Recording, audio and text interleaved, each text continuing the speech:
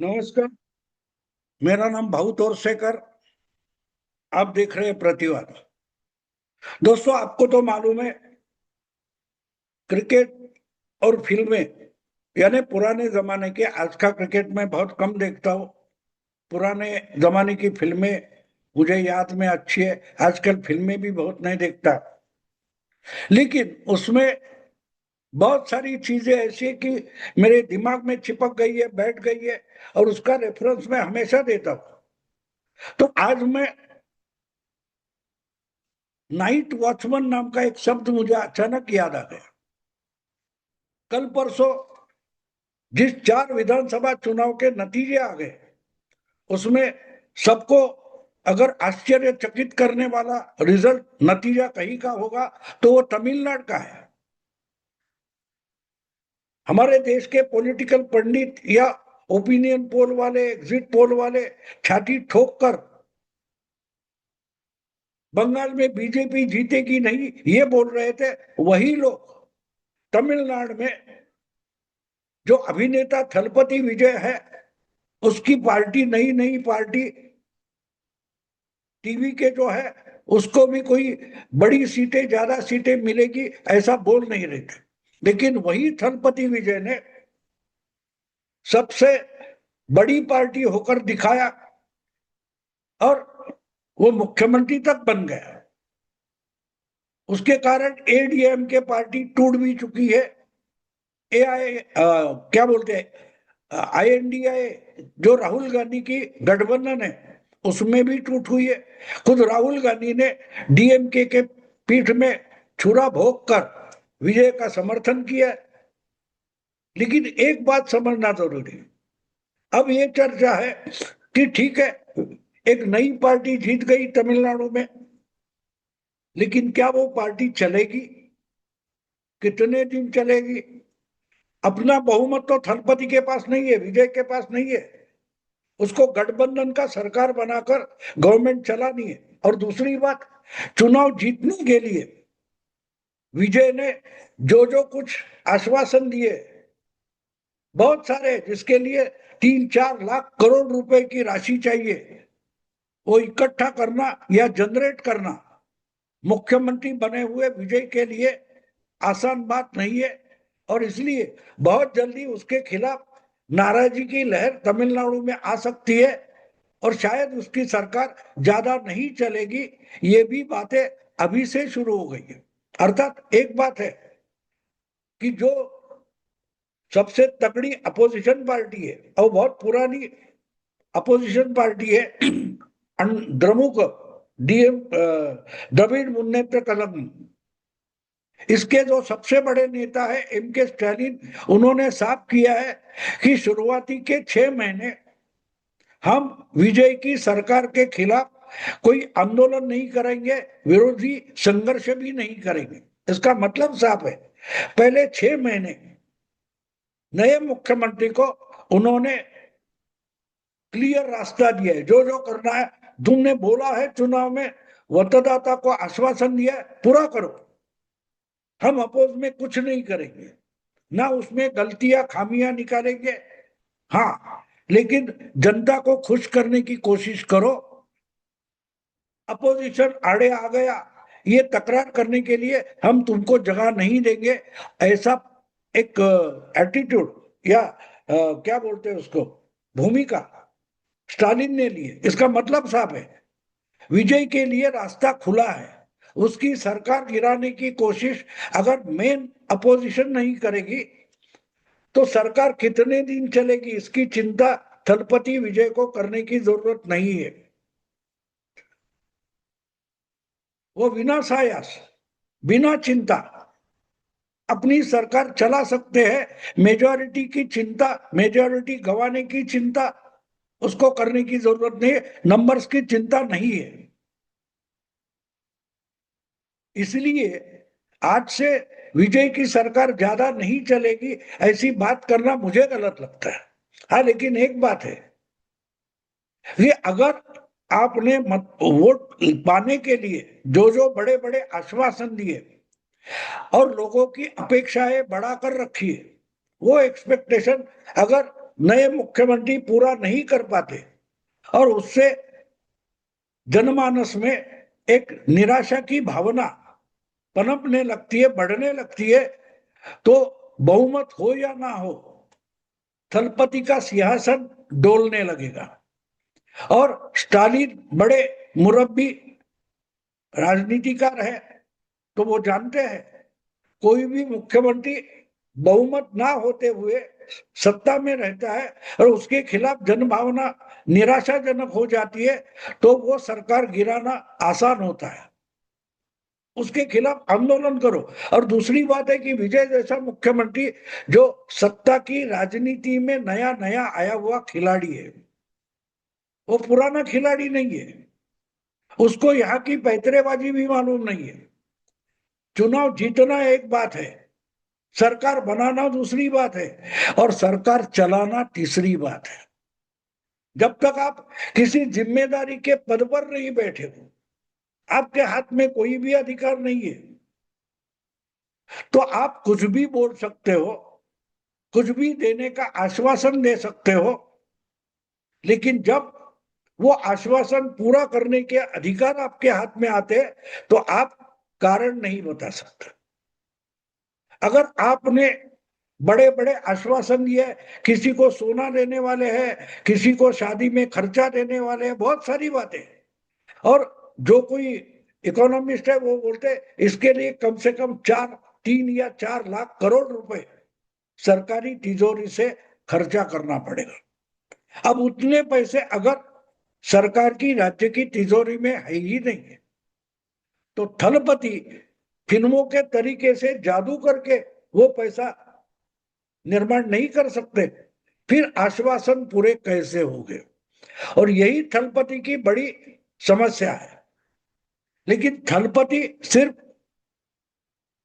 राजनीति पर निर्भर नहीं है, उनकी बहुत भारी संपत्ति है, वो पॉपुलर अभिनेता है और चुनाव के जरिए मुख्यमंत्री बने हैं। सवाल ये है कि अगर आश्वासन पूरे नहीं हुए तो नाराज होते होते जनता की नाराजगी बढ़ेगी, तो वो क्या करेंगे? राजनीति से भाग सकते कि बोले मैंने बोला था लेकिन नहीं पूरा हुआ, चलो टाटा बाय बाय, मैं निकलता हूं। तो तमिलनाडु की राजनीति में क्या होगा? एक बात है कि कम से कम आधे शतक यानी 50 साल से 60 साल से तमिलनाडु की राजनीति दो पार्टियों में फंसी थी, और दोनों द्रविड़ पार्टियां थी।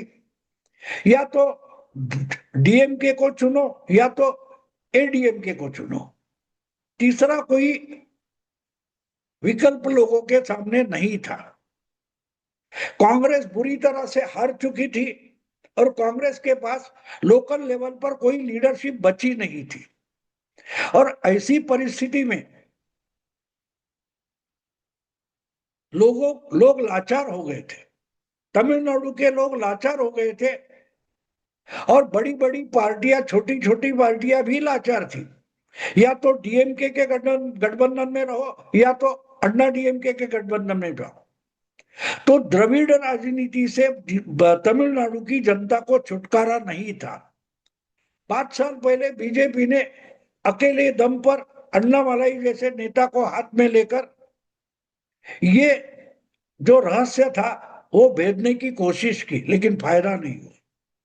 इस बार बीजेपी ने अन्ना डीएमके के गठबंधन में जाकर ट्राई किया, कुछ भी नहीं हुआ। लेकिन एक बात है, अगर वोटर मतदाता ने विजय को चुना है तो एक बड़ा सिग्नल तमिलनाडु की जनता ने, जनादेश ने दिया है कि हम द्रविड़ राजनीति से उब चुके हैं। तमिलनाडु की जनता द्रविड़ राजनीति से उब चुकी है, छुटकारा पाना चाहती है। ये तमिलनाडु के नतीजों का सबसे बड़ा सिग्नल है, ऐसे मैं मानता हूं। और इसलिए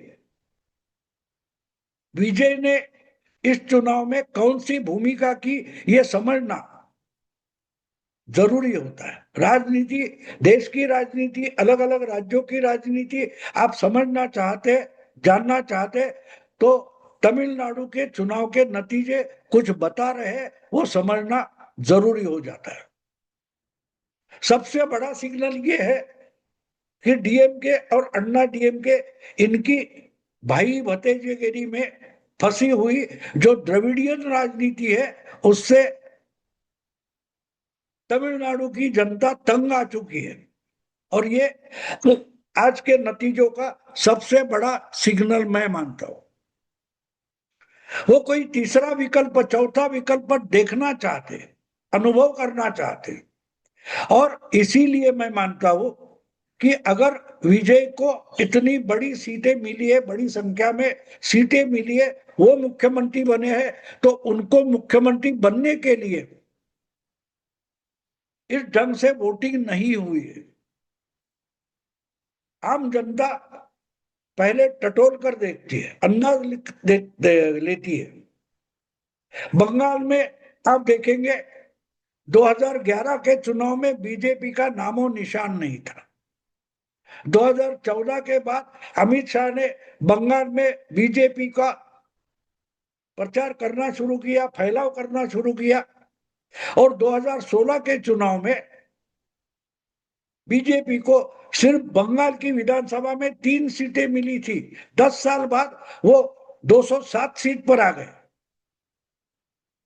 या तो कांग्रेस लेफ्ट फ्रंट और तृणमूल, इस ढंग की जो राजनीति पिछले 2 दशकों से बंगाल में चल रही थी, उसको छेद देने की शुरुआत 2016 में हो गई। लेकिन मैंने बताया आपको, वोटर जो होता है वो पहले टटोल कर देखता है, अंदाज लेता है कि क्या ये जो नई पार्टी आई है, नया विकल्प आया है, वो टिकने वाला है, चलने वाला है, कुछ कर सकता है, उसका अंदाजा लेती है, टेस्ट लेती है। तो 2016 के बाद, 2011 के बाद 2016 में थक गए कांग्रेस और लेफ्ट फ्रंट को हटाकर विकल्प के तौर पर बंगाल की जनता बीजेपी को देखने लगी। और उसका परिणाम हमने 2019 के लोकसभा में और 2021 की विधानसभा चुनाव में देखा। 2016 में 3 एमएलए वाली पार्टी जो थी बीजेपी, वो बंगाल में 2021 के समय 77 एमएलए और 18 एमपी लेकर आई। यानी बीजेपी बंगाल की राजनीति में 2 नंबर की पार्टी बन गई। लेकिन 2016 में बीजेपी एक नया विकल्प बनकर मतदाता के सामने आई थी। तो तमिलनाडु का मतदाता भी विकल्प ढूंढता रहता है, उसको भी विकल्प चाहिए। तो ये विकल्प कहां से आएगा? ऐसे ही टटोलते टटोलते मिल जाता है, अंदाज करते करते, टेस्ट करते करते मिल जाता है और लोग नया विकल्प स्वीकार करते हैं।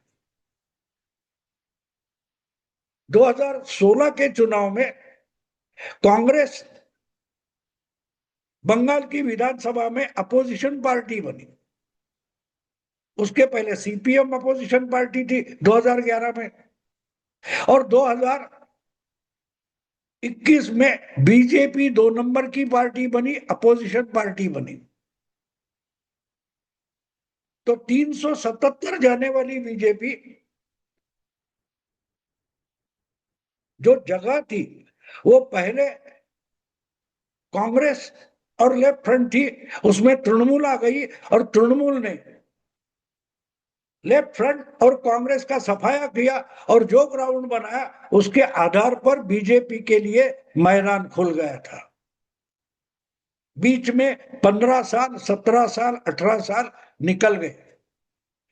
तमिलनाडु की जो जमीन है उसमें बीजेपी अपना बीज बोना चाहती है, चाहती रही है, करती रही है। और पिछले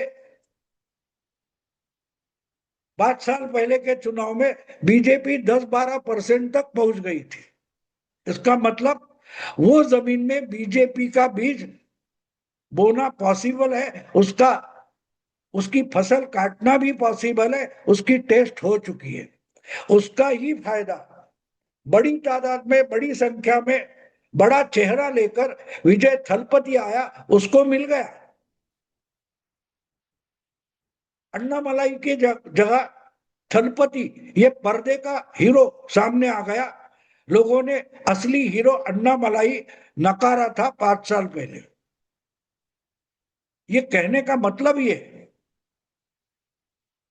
कि क्रिकेट में एक नाइट वॉचमैन होता है, यानी टेस्ट मैच का जो जमाना था उसमें अगर आपकी टीम बैटिंग कर रही है और अचानक से आखिरी 2-3 ओवर शाम के बचे हैं, लेकिन कल भी मैच खेलनी है, ऐसे समय में अगर अच्छा बैट्समैन आउट हो जाता है और कोई नया अच्छा बैट्समैन भेजा जाए तो वो आउट भी हो सकता है। आउट भी हो सकता है क्यों, बॉलर उस समय जोश में होता है। तो अच्छा बैट्समैन शाम के समय भेजा नहीं जाता। कोई जो बैटिंग कर सकता है लेकिन फटक से आउट भी हो सकता है, ऐसा बैट बॉलर वगैरह कोई भी बैट लेकर भेजा जाता है, उसको नाइट वॉचमैन बोला जाता है। यानी उसको आखिरी 2-3 ओवर संभाल के खेलना है, और खेलते संभालते संभालते आउट हो गया तो भी बड़ा नुकसान ना हो, इसलिए अच्छा बैट्समैन कल के लिए रखा जाता है। और आउट इमीडिएटली हो सकता है, ऐसा बिना भरोसे का बैट्समैन भेजा जाता है, उसको नाइट वॉचमैन बोला जाता है। यानी उसको वो शाम तक 2-4 ओवर खेलने हैं और सुबह के बाद वो आउट हो गया तो भी चलेगा। तो मैं मानता हूं कि तमिलनाडु की राजनीति जिस दिशा में जा रही है उसमें बीजेपी के लिए थलपति विजय नाइट वॉचमैन है। वो तमिलनाडु की राजनीति में बीजेपी को अपना किस्मत आजमाने के लिए एक जमीन तैयार करके देगा अगले 3-4-5 साल में। और उसके बाद बीजेपी दूसरे नंबर पर या 1 नंबर तक पहुंच सकती है। तो ये नाइट वॉचमैन की थियरी जो है वो आपको कितनी पसंद आती है आप सोचे, आप बाकी डिटेल्स देखिए, डेटा देखिए, लेकिन मुझे लगता है कि तमिलनाडु की राजनीति में बीजेपी को जो ग्राउंड चाहिए वो बनाने की मेहनत विजय करेगा। देखते हैं आगे क्या होता है। अभी रुकता हूं, अगर वीडियो पसंद आए लाइक कीजिए, शेयर कीजिए और प्रतिवाद को सब्सक्राइब कीजिए। नमस्कार।